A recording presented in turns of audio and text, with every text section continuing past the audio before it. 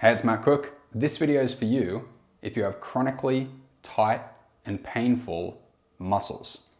Meaning, for years or even decades, you've just had the same muscles, just tight and painful, like every day of your life. And even though you do the things that are recommended in mainstream theory, stretches, strengthening, massage, maybe you've had injections here or there, maybe you've even gone and got surgery. Even though you do all these approaches, you just still have pain and it won't go away. And you want to know why. Why won't it go away? Well, I can tell you with certainty why it won't go away. It's because these approaches recommended in mainstream theory are completely wrong because they treat muscular tension and muscular pain as purely a physical thing that's just to do with your muscles, when the actual fact of muscular pain is that it's something to do with your muscles, your nervous system, your brain, your emotions, your being, and the way you live your life. Okay? So, because it's so complex and involving all these different facets of your being, if you're just doing something like stretching a muscle to make it longer, then you're simply not going to get any progress, because you might notice, okay, you stretch it and it gets longer, but it goes back to normal length. It's just because muscles have elastin in them. So they do get longer, but they go back to their normal length and they keep hurting just the same as always, because the thing in your being, in your body, in your organism that is keeping the muscle tight and painful is still there. Okay? Same as a massage. You can just give it a rub and it kind of, just smooths it out a little bit, but in a few days or a week at max, it's just going to be back the exact same way, because all the things keeping that pain in place are still there. So here's what you need to understand about this mind-body idea. Every single time in your life when you have some sort of conflict with reality, either a physical conflict like a acute injury, or even a fatigue, a repetitive stress injury, or you have some emotional bout with another person, or you have this kind of mental conflict going on in your brain about who you are or what your worth is or what your role in this world is. Any sort of thing that you could basically label a conflict is going to have a muscular tension component to it. And the reason for that is muscles are what makes your body move, okay? They are what make your body act, okay? So whenever we have conflict in life, we have conflict with action and what we want to do, or what we allow ourselves to do, or what we don't allow ourselves to do in reality with our bodies. Okay, so in the physical injury kind of sense, it's like, okay, I injured myself in this particular way, so I'm not going to do that particular action again. In a social context, it's, okay, when I did this particular thing, I incurred some emotional hurt, like I felt guilty, or I was ashamed, or I got embarrassed, okay? In a mental conflict, it's when I had these particular thoughts, I realized that I was some particular way, and I don't want to identify with that, and I don't want to be in that particular way. And there's like a full body muscular representation of how we would act if we were that way, that's now got this conflict around it, and you don't let yourself do that. So that's got this whole paralyzing effect over all your muscles. Okay, so whatever kind of conflict you could think of, you could really think of some way that involves your muscles, involves your actions, and your brain is basically paralyzing your muscles to prevent you from doing some action that you are essentially like afraid of or believe that is going to cause you some sort of negative outcome or or problem. Okay, so now we can go back and look at that idea of just stretching a muscle. I mean, like when you look at the complexity of, mental conflicts, emotional conflicts, and injuries and stuff like that, you can really see that, okay, just stretching a muscle and taking advantage of the elastin isn't going to solve these deeper inner issues, okay? Now, if you want to actually solve this problem, how do you do it? So I've already kind of like pointed out the physical approaches, physiotherapy, doing all these exercises and stuff, and just like trying to make some physical change to the muscle. It even goes into like injections and surgeries. All that kind of stuff like doesn't really have an impact because it's in the purely physical realm. There are some bodies of work existing and well known that do recognize that there are emotional and mental components to muscular pains. Like, things like Scientology recognize that all kind of problems come from these charged moments in your life. They call them engrams. Then they have this approach called auditing, where it's like with a counselor or auditor or something like that, with this dialogue, and it's like a therapy kind of thing. Okay, you've got things like German New Medicine, which recognizes that things, problems in your life with your body, like biological problems that you experience in your life, come from conflicts that you have and how you mentally are dealing with conflicts. There are books like by John Sarno, something about back pain, talking about how anger and other emotional conflicts cause back pain. But then again, there's no solution to be found in there other than recommendations to discuss these issues with therapists. And even if you go to his organization, it's a therapy kind of thing. Okay? So, well, on one hand, we've got this physical approach. On the other hand, we've got this therapy approach. And this therapy approach is a conceptual, abstract, dialogue approach. Okay, so while this was purely physical, this one over here is purely mental. Okay? So, and this has always been like the major problem in philosophy and approaches to life in general, that there's one group of people that thinks everything's to do with the physical, and there's another group of people that thinks that everything's to do with the mental.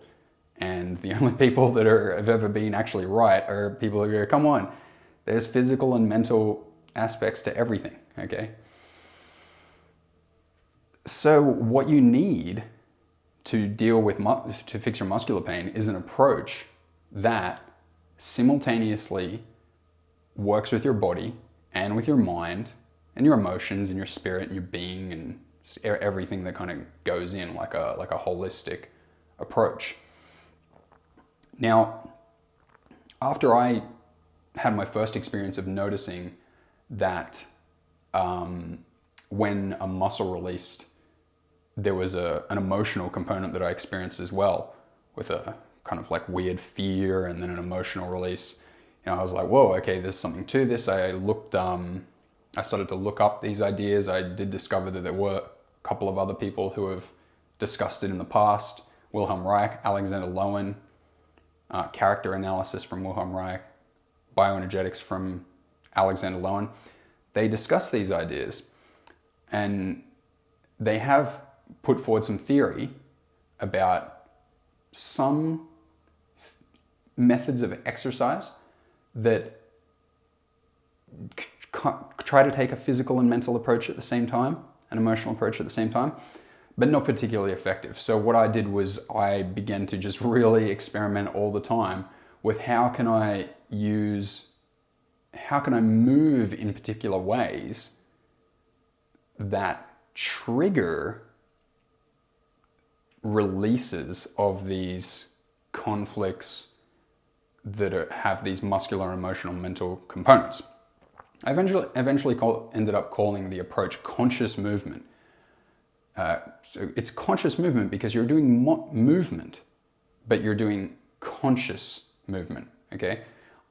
Just to make a comparison, if you did unconscious movement, okay, that's when you're just like doing a stretch. You're like, okay, I'm moving, right? I'm doing something with my body to make a muscle get longer, but I'm not really having any conscious experience of my whole being here, okay? It's just unconscious movement. Whereas in conscious movement, you're very present to the moment. You're very present to your body. You're watching your thoughts, you're watching your emotions, you're watching your muscles, and you're noticing all the connections that come up as you do it.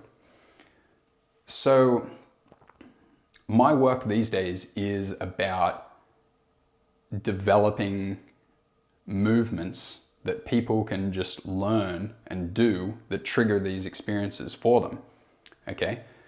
And guiding them how to have that therapeutic mental aspect to deal with the emotions and the mental thoughts that come up while they do the movements. So it's a holistic approach.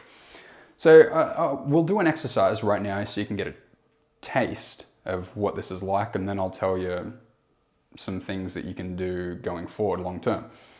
So many exercises that I could choose from, but today I was like, I think this one's a good one, right? So what we're gonna do is a punching exercise. And if you're older or you've been in pain for a long time, or you're not so good with moving your body, the first thing that's gonna come up is, oh, I don't know about that, right? Oh, it seems like something I wouldn't wanna do. I recommend you do it, and I'll show you ways that even if you have a body that isn't particularly functional, you're still going to be able to do this exercise so easily.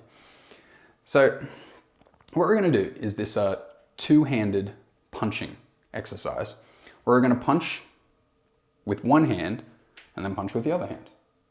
Okay, it's very simple.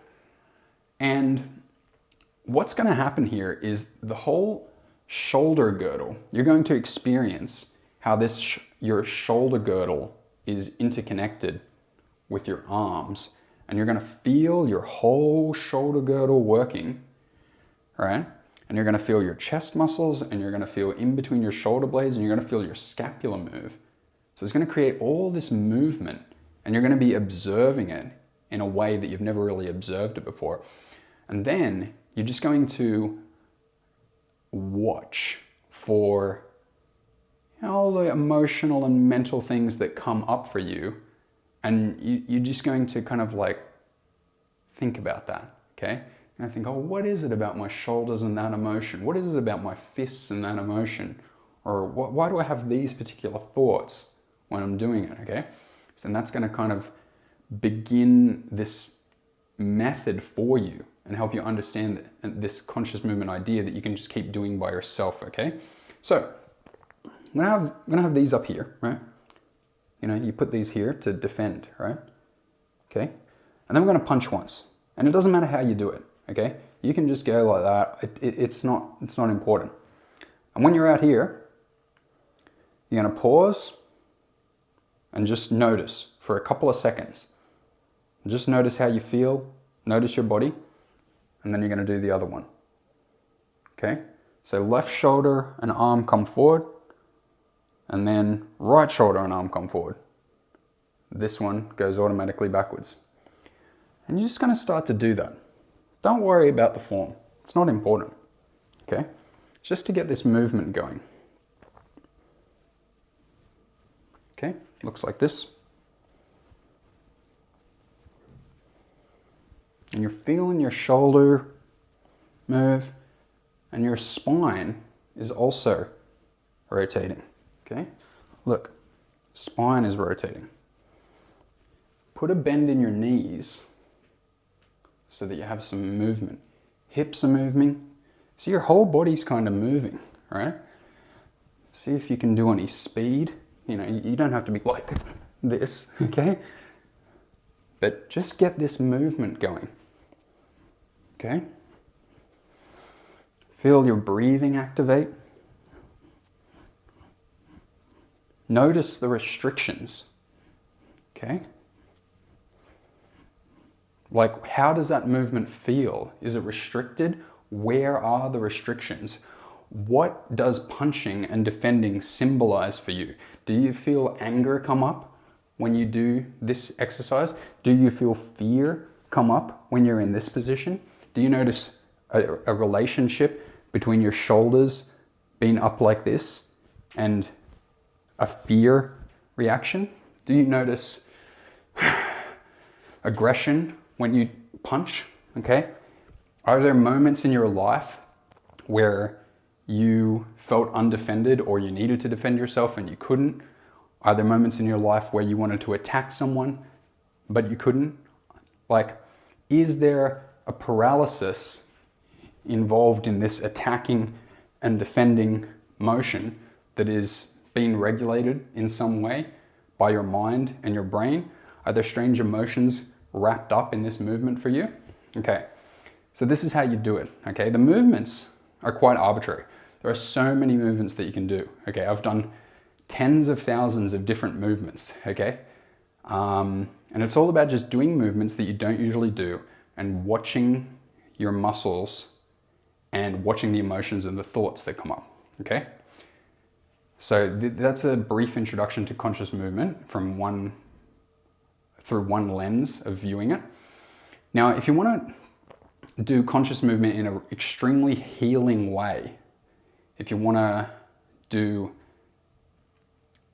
the most effective movements that really trigger releases of these conflicts and problems and release muscular tension and pain from your life, I got 2 courses that I would recommend to you, one for the back and one for the neck.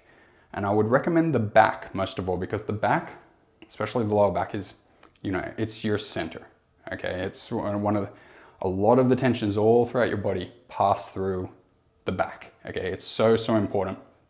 It's lower down in your body. It's a more support. The neck is kind of something you kind of do after. Having said that, if you have severe problems with your neck, fine, do the neck one first. So I'm going to put links in the description for my back pain course. That's the Back Pain Miracle. It's the backpainmiracle.com. You'll see it down there. And the neck pain course is also hosted on the Back Pain Miracle site. You'll see a link for that as well. So I highly recommend checking that out. And even if you don't pick it up at this point, I highly recommend that you start to take this conscious movement approach, analyzing your muscles in relation with your thoughts and emotion and identity in life, and just live more consciously of these things, and you're going to notice pains dissipate with time a lot better than relying on these purely physical methods like stretching or doing some strengthener or physiotherapy approach. Okay, thanks for watching. Matt Cook. I'll see you in another video.